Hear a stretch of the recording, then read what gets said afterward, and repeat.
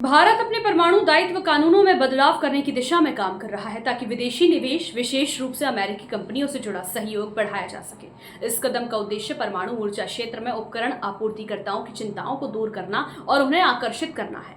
सूत्रों की माने तो भारत सरकार एक ऐसा मसौदा तैयार कर रही है जिसमें आपूर्तिकर्ताओं पर परमाणु दुर्घटनाओं के मामलों में लगने वाले जुर्माने की अधिकतम सीमा तय की जाए। यह पहल उन विदेशी कंपनियों को भारत में निवेश करने के लिए प्रेरित करेगी जो अब तक अनिश्चित और असीमित दायित्व के कारण पीछे हट रही थी।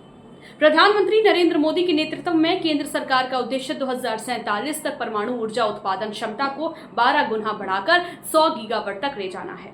इसके लिए वैश्विक सहयोग और निवेश को प्रोत्साहित करना जरूरी हो गया है, खासकर अमेरिका के साथ व्यापारिक संबंधों को और सशक्त बनाने के संदर्भ में। 3 सरकारी सूत्रों के अनुसार 2010 के असैन्य परमाणु दायित्व क्षति अधिनियम के उस खंड को हटाया जा रहा है जो उपकरण आपूर्तिकर्ताओं को असीमित उत्तरदायित्व के दायरे में लाता है। यह खंड अब तक बड़ी अंतर्राष्ट्रीय कंपनियों के लिए सबसे बड़ी चिंता का विषय रहा है।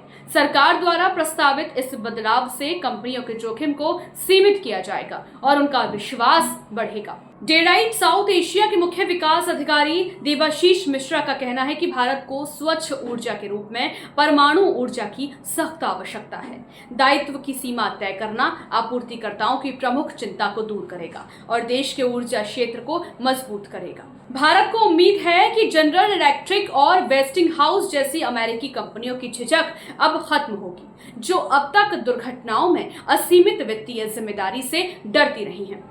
विशेषज्ञों के अनुसार यदि यह प्रस्तावित कानून पारित हो जाता है तो यह भारत अमेरिका के बीच एक नए व्यापार समझौते की नींव रख सकता है। यह समझौता दोनों देशों के बीच 2030 तक व्यापार को $500 बिलियन तक पहुंचाने के लक्ष्य को मजबूती देगा, जो 2023 में $191 बिलियन था। सूत्रों ने यह भी बताया कि मोदी सरकार मानसून सत्र में इन संशोधनों को संसद से पारित करवाने को लेकर आश्वस्त है। नए संशोधनों के अनुसार अगर कोई परमाणु दुर्घटना होती है तो ऑपरेटर आपूर्तिकर्ता से सिर्फ उतना ही मुआवजा मांग सकेगा जितना अनुबंध में तय हुआ है। वर्तमान कानून में ऐसी कोई स्पष्टता नहीं है, जिससे कंपनियों की जवाबदेही और जोखिम की अवधि भी स्पष्ट नहीं हो पाती।